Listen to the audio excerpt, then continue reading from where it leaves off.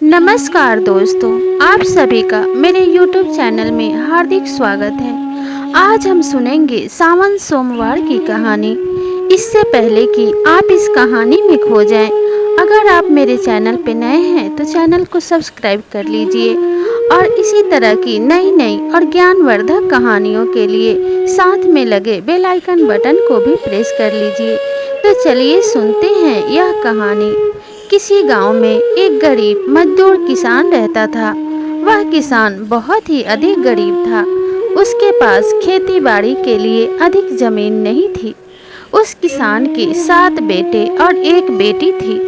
वह किसान की बेटी अपने सभी भाइयों में छोटी थी। वह किसान धीरे धीरे अपने बच्चों का पालन पोषण करते करते एक दिन इस दुनिया से विदा हो जाता है। उसकी मौत हो जाती है।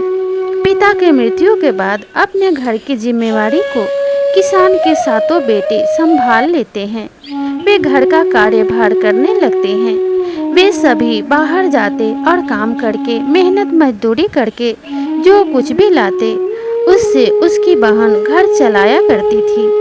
धीरे धीरे सभी भाइयों की शादी हो जाती है और उनके बच्चे भी हो जाते हैं और वह लड़की भी धीरे धीरे सयानी हो जाती है। वह भगवान शिव की परम भक्त थी। वह भगवान शिव की पूजा आराधना में लीन रहा करती थी। वह 16 सोमवार का व्रत भी किया करती थी। बहन पूजा पाठ करती तो भाई उसे पूजा का सामान ला कर दिया करते थे। धीरे धीरे सभी भाई शादी हो जाती है और उनके बच्चे भी हो जाते हैं, जिसके कारण उनका परिवार बड़ा हो जाता है और घर के खर्चे बढ़ जाते हैं। अब सभी भाई आपस में सलाह करते हैं कि यहाँ रहने से अब हमारा घर खर्च नहीं चल पाएगा, अब हमें परदेश चलना चाहिए। वे 7 भाई परदेश जाने लगते हैं और जाते वक्त अपनी अपनी पत्नियों से बोल के जाते हैं कि हमारे पीछे से हमारी बहन का ध्यान रखना और इसे समय पे भोजन पानी देना, पूजा का सामान प्रबंध करके देना। तब सभी पत्नियां अपने अपने पतियों से हाँ में सिर हिला देती हैं। अपने पत्नी की सहमति देखकर वे सभी भाई परदेश चले जाते हैं।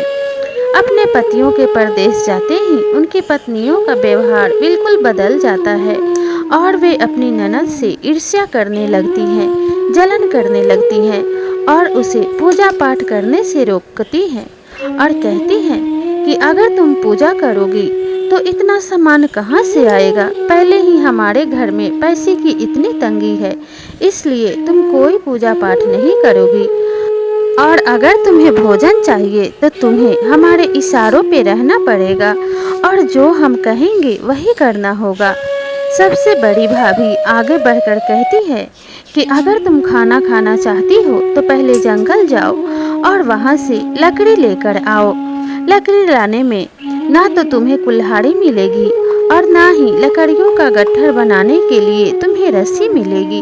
अगर तुम बिना कुल्हाड़ी, बिना गट्ठर और बिना किसी की सहायता के लकड़ियाँ लेकर आती हो तब तुम्हें भोजन मिलेगा।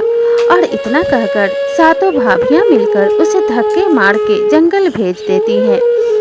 बहन जंगल जाती है, वहाँ लकड़ियाँ इकट्ठा करती है और ढेर सारी लकड़ियाँ इकट्ठा करने के बाद वहीं खड़ी होकर रोने लगती है।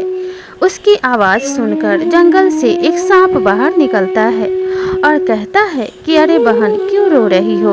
जो कुछ भी कष्ट है मुझे बताओ। सांप को देखकर वह लड़की डर जाती है। तब सांप भगवान शिव के रूप में आ जाता है और कहता है कि तुम्हें डरने की कोई ज़रूरत नहीं है। मैं तुम्हारे गट्ठर से लिपट जाता हूँ, मैं किसी को भी दिखाई नहीं दूंगा और तुम इस गट्ठर को अपने सिर पे उठा लो और अपने घर लेके चलो। जैसे ही तुम घर पहुँचोगी मैं जंगल वापस आ जाऊंगा। और वह सांप उस गट्ठर से लिपट के बंध जाता है और उस गट्ठर को वह लड़की अपने सिर पर उठाकर अपने घर लेकर आती है और अपने भाभियों को वह लकड़ियाँ सौंप देती है और अपने भाभी से कहती है कि अब तो मैं लकड़ियाँ लेकर आ गई हूँ भाभी, अब तो मुझे खाना मिलेगा। तब भाभी बोलती है कि हाँ जाओ, तुम्हारा खाना रखा है, खा लो। तो वह लड़की बोलती है कि जंगल में काफ़ी गंदगी थी, जिसके कारण मैं गंदी हो गई हूँ। पहले मैं नहा कर आती हूँ, फिर खाना खाऊंगी। और वह घर से बाहर निकल जाती है और कुएं पे जाकर स्नान करती है। स्नान करने के बाद एक लोटा जल लेती है और जाकर भगवान शिव को अर्पित करती है और कहती है कि हे प्रभु, अभी मेरे पास सिर्फ जल है। जब मेरे भाई शहर से वापस लौट आएंगे, तब मैं आपकी पूजा पूरे विधि विधान से करूंगी। आपको प्रसाद चढ़ाऊंगी, भोग लगाऊंगी, फूल माला धूप अगरबत्ती से आपकी पूजा करूंगी। अभी आप मेरा यह जल स्वीकार कीजिए। और इतना कहकर वह भगवान शिव को जल अर्पित करके घर वापस आ जाती है। एक कटोरी में चोकर की लिट्टी और एक कटोरी में पानी रखा था, जिसे वह खा लेती है और खाकर सोने चली जाती है।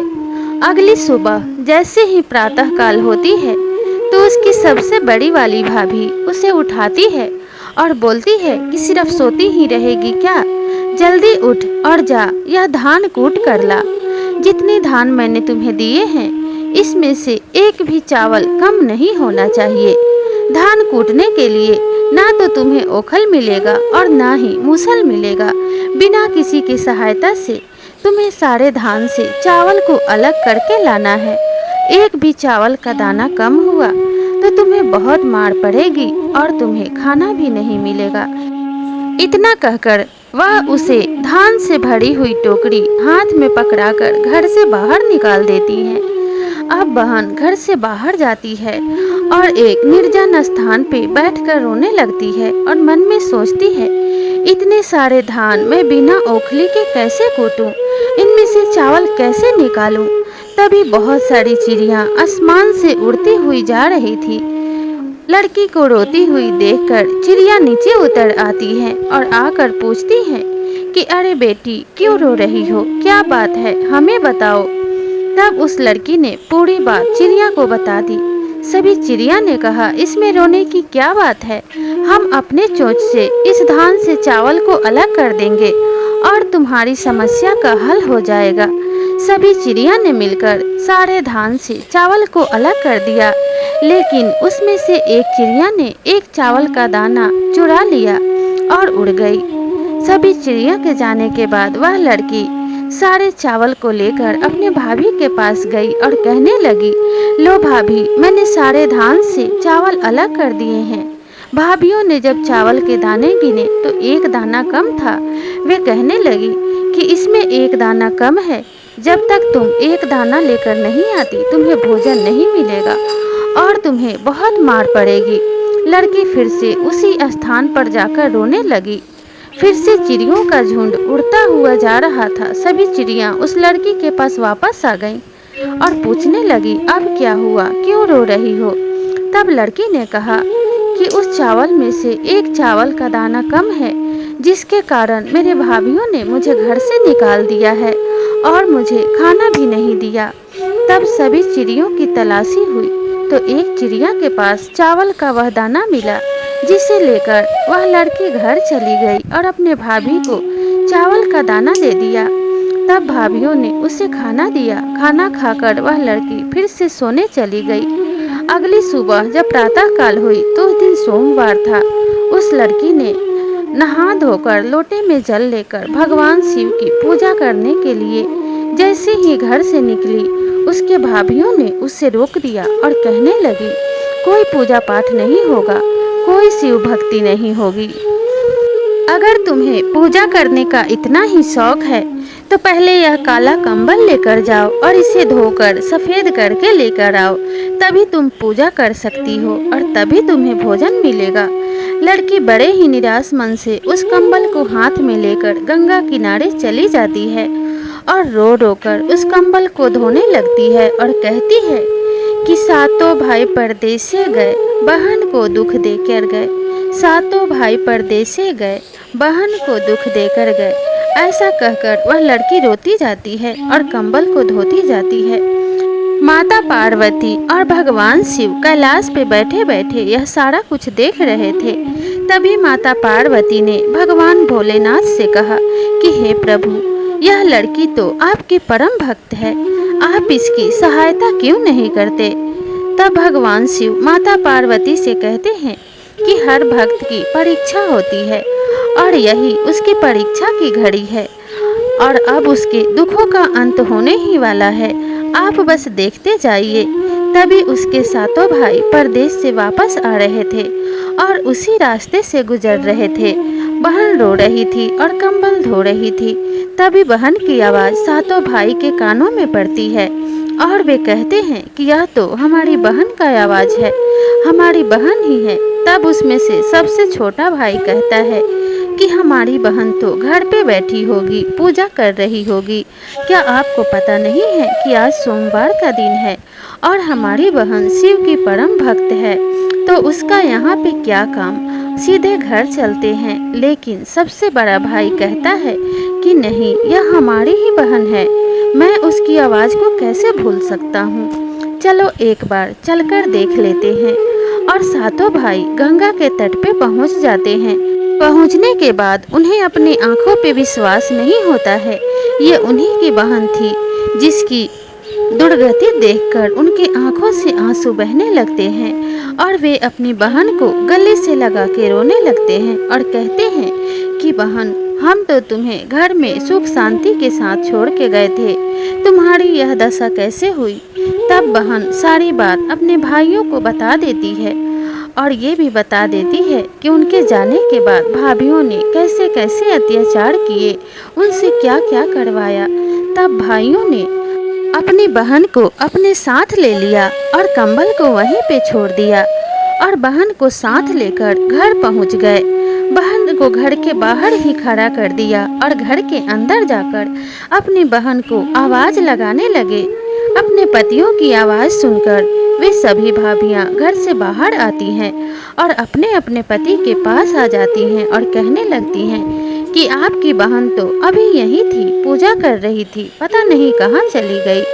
तब सभी भाई अपने पत्नियों पे नाराज़ होने लगते हैं और कहते हैं कि कैसी भाभी हो तुम, भाभी तो माँ समान होती है और तुमने तो अपनी सारी हदें पार कर दी, हमारी बहन को इतना कष्ट दिया, इतना दुख दिया कि तुम्हें तो शर्म से डूब मरना चाहिए। और उन्हें बहुत भला बुरा कहने लगते हैं और अपनी बहन को आवाज़ लगाते हैं। तो बहन बाहर से अंदर आ जाती है तो सभी भाई अपनी पत्नियों से कहते हैं कि तुमने इसे जितना दुख दिया है उसका तो फल तुम्हें परमात्मा देंगे, लेकिन हम अपनी बहन की शादी इतने अच्छे घर में करेंगे कि तुम लोग जीवन भर इसे देखकर जलती रहोगी। इससे इतना सुख मिलेगा जितना तुम्हें 7 जन्मों में कभी नहीं मिला होगा। और सभी भाई अपने बहन के लिए एक अच्छे रिश्ते की तलाश करने लगते हैं। यह बात जब पास के मंदिर के पुजारी को पता लगती है तो वह उनके बहन के लिए एक बहुत अच्छा रिश्ता बताता है। सभी भाई मिलकर उस लड़के को देखने जाते हैं। वह लड़का उन्हें काफ़ी पसंद आ जाता है क्योंकि वह लड़का बहुत सुंदर और संस्कारी था। उनकी बहन की तरह वह भी शिव भक्त था। वे उस लड़के के साथ अपनी बहन की शादी तय कर देते हैं और जल्द ही शादी की तारीख भी पक्की हो जाती है। दोनों का विवाह बड़े ही धूमधाम से संपन्न हो जाता है। शादी के बाद विदा होके वह लड़की अपने ससुराल चली जाती है और अपने पति के साथ एक सुखमय जीवन व्यतीत करने लगती है। भगवान शिव की कृपा से उसे एक अच्छा जीवन साथी मिला था जो उसका सम्मान करता था, उसे प्रेम करता था एवं उसे बहुत आदर पूर्वक अपनी जीवन संगिनी बनाकर अपने घर में रखता था। दोनों पति पत्नी मिलकर शिव भक्ति किया करते थे तो भगवान शिव की कृपा से उसके जीवन के सारे कष्ट दूर हुए और उसे एक अच्छा जीवन साथी मिला। तो इसी तरीके से जो कोई भी भगवान शिव की भक्ति करते हैं उन्हें भगवान शिव की कृपा से ऐसा ही जीवन साथी मिलता है और उसके जीवन के सारे कष्ट दूर हो जाते हैं। तो प्रेम से बोलिए जय भोलेनाथ, ओम नमः शिवाय। तो प्रिय दर्शकों, आप सभी को यह छोटी सी कहानी कैसी लगी हमें कमेंट करके ज़रूर बताइएगा और इसी तरह की नई नई कहानियों के लिए मेरे चैनल को ज़रूर सब्सक्राइब कीजिएगा। तो मिलते हैं अगले कहानी में, तब तक के लिए नमस्कार।